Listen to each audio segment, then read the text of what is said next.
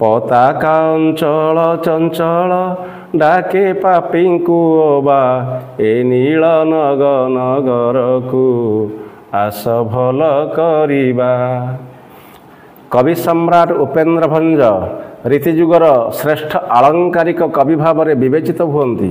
ନିଶ୍ଚିତ ଭାବରେ ସମସ୍ତ ଭାରତୀୟ ଭାଷା ସାହିତ୍ୟରେ ଏହି ମହାନ କବି ଯୁଗ ଯୁଗ ଧରି ଅନ୍ୟାନ୍ୟ ପ୍ରାନ୍ତୀୟ ଭାରତୀୟ ଭାଷା ସାହିତ୍ୟକୁ ନିଶ୍ଚିତ ଭାବରେ ଉଦ୍ବୁଦ୍ଧ କରୁଥିବ, ଏଥିରେ ସନ୍ଦେହ ନାହିଁ। କବିତା ରଚନା କରିବାରେ ସେ ନିଶ୍ଚିତ ଭାବରେ ଅଗ୍ରଗଣ୍ୟ ଏବଂ ତାହାଙ୍କର ଯେଉଁ କୁହାଯାଉଛି ଏକ ଚମତ୍କାର ଗୀତିକାବ୍ୟ ରସିକ ହାରାବଳୀ ଚମତ୍କାର ବର୍ଣ୍ଣନା ଚାତୁରୀ ଏଥିରେ, ଯାହାର ତୃତୀୟ ଛାନ୍ଦ ନିଶ୍ଚିତ ଭାବରେ ଗୀତି ମୁଖର ହୋଇଛି ଶ୍ରୀ ଜଗନ୍ନାଥଙ୍କ ନିମନ୍ତେ।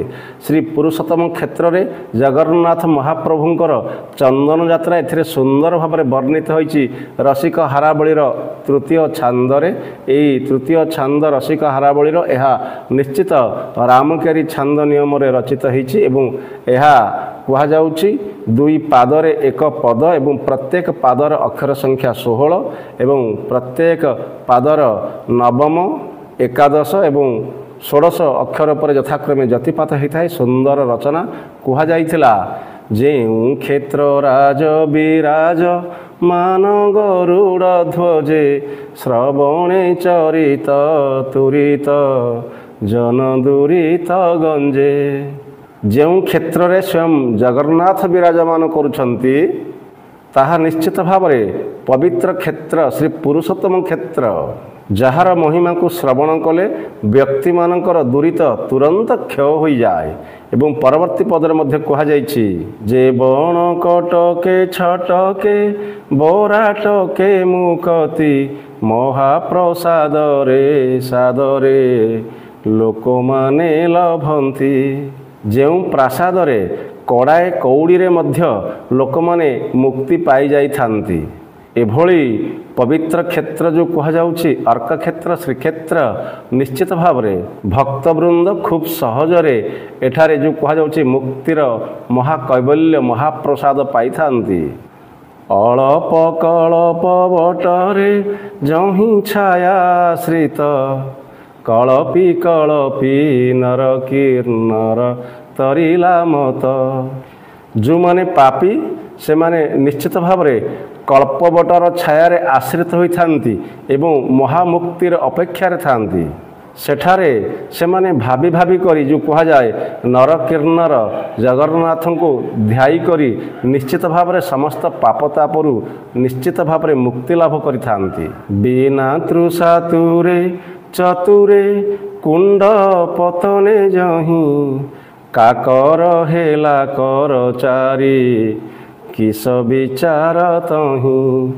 ଯେଉଁ ପବିତ୍ର କ୍ଷେତ୍ରରେ ବିନା ତୃଷାର୍ତ୍ତରେ ଏହି କାକ ପଡ଼ୁ ପଡ଼ୁ ଚତୁର୍ଭୁଜ ହୋଇଗଲା, ଅଥଚ ସେହି ପବିତ୍ର କ୍ଷେତ୍ରର ମହିମା କିଏ ବା ବର୍ଣ୍ଣନା କରିପାରିବ। ଦକ୍ଷିଣ ଦକ୍ଷିଣ ସମୁଦ୍ର ପାପ କ୍ଷୀଣକୁ ତହିଁ ଯମଦୂତଙ୍କର ବଡ଼ ଭି କିୟ ନାହିଁ। ପାପ ବିନାଶ କରିବା ପାଇଁ ଶ୍ରୀକ୍ଷେତ୍ରସ୍ଥ ଦକ୍ଷିଣ ଦିଗରେ ଥିବା ଏହି ନୀଳ ସାଗର ନିଶ୍ଚିତ ଭାବରେ ମହା ଅନୁକୂଳ ଅଟେ। ଆଉ ଯେଉଁଠାରେ ବଡ଼ ଦେଉଳକୁ ଦେଖି ଏହି ଯମଦୂତମାନେ ନିଶ୍ଚିତ ଭାବରେ ମହାଭୟରେ ପଳାୟନ କରନ୍ତି। ଅବିଦ୍ୟା ଚକ୍ର ଚକ୍ର ପ୍ରାୟ ଚକ୍ର ନିଶି ବିଯୋଗ ପ୍ରସନ୍ନେ ଦର୍ଶନ କରାଇ ଅନ୍ତେ ସେ ସ୍ୱର୍ଗ ଭୋଗ। ଠିକ୍ ଯେଉଁପରି ରାତିରେ ଚକୋର ଏବଂ ଚକୋରୀଙ୍କର ବିଯୋଗ ଘଟିଥାଏ, ଠିକ୍ ସେହିପରି ବଡ଼ ଦେଉଳର ନୀଳଚକ୍ର ଦର୍ଶନରେ ପାପୀମାନଙ୍କର ସମସ୍ତ ପାପତାପର ବିଯୋଗ ଘଟିଥାଏ ବା ଦୂରେଇ ଯାଇଥାଏ। ପତାକା ଅଞ୍ଚଳ ଚଞ୍ଚଳ ଡାକେ ପାପିଙ୍କୁ ଅବା ଏ ନୀଳ ନଗରକୁ ଆସ ଭଲ କରିବା। ନୀଳଚକ୍ର ନେତ ଉଡ଼ୁଥିଲା ବେଳେ ସତେ ଯେମିତି ମନରେ ପ୍ରତ୍ୟୟ ହେଉଛି ସେ ସମସ୍ତ ପାପୀତାପମାନଙ୍କୁ ଆହ୍ୱାନ କରି ଡାକୁଛି, ଆସ ଏ ନୀଳନଗର ପର୍ବତକୁ ଆସ, ମୁଁ ତୁମକୁ ସମସ୍ତ ପାପତାପରୁ ଉଦ୍ଧାର କରିଦେବି। ଯେତେ ଦୂର ଘଣ୍ଟ ନିନାଦ ଶୁଭେ ନଦରେ ନେଇ ପକାଏ ଅନୃତ ଦୁଷ୍କୃତି ଗଳେ ଗଳଥା ଦେଇ। ଶ୍ରୀକ୍ଷେତ୍ରର ବଡ଼ ଦେଉଳରେ ଯେତେ ଦୂର ଘଣ୍ଟ ନିନାଦ ଶୁଭେ ସେତେ ଦୂର ପର୍ଯ୍ୟନ୍ତ ପାପ ମିଥ୍ୟାଚାର ଏବଂ ପାପତାପ ଯେଉଁ କୁହାଯାଏ ତାହା ଗଳା ଧକ୍କା ଖାଇ ଆପେ ଆପେ ବାହାରି ଯାଇଥାଏ। ସୁମନା ମନରେ ଇଛନ୍ତି ତହିଁ ବେତ୍ରାଘାତକୁ ଗମନରେ ନରେ ତେଜନ୍ତି ସମନର ଭୟକୁ।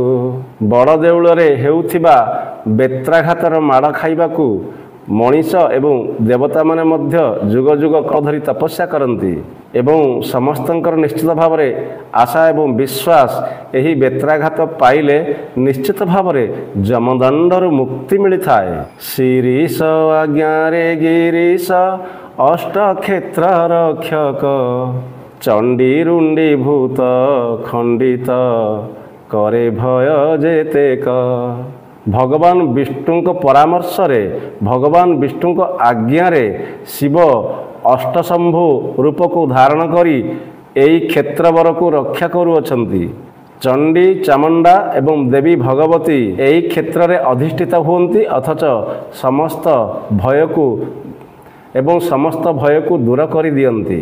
ଠିକ୍ ଏଇଭଳି ଭାବରେ ରସିକ ହାରାବଳୀର ତୃତୀୟ ଛାନ୍ଦ ସାମଗ୍ରିକ ଭାବରେ ପୁରୁଷୋତ୍ତମ କ୍ଷେତ୍ରରେ ଶ୍ରୀ ଜଗନ୍ନାଥଙ୍କର ଚନ୍ଦନ ଯାତ୍ରାର ମହିମା ଶତଗୁଣିତ ଭାବରେ ବର୍ଣ୍ଣନା କରୁଅଛନ୍ତି ଏବଂ ଏହାପରେ ନିଶ୍ଚିତ ଭାବରେ ଆମେ ପରବର୍ତ୍ତୀ ପଦଗୁଡ଼ିକୁ ଆଲୋଚନା କରିବା। ବନ୍ଦେ ଉତ୍କଳ ଜନନୀ।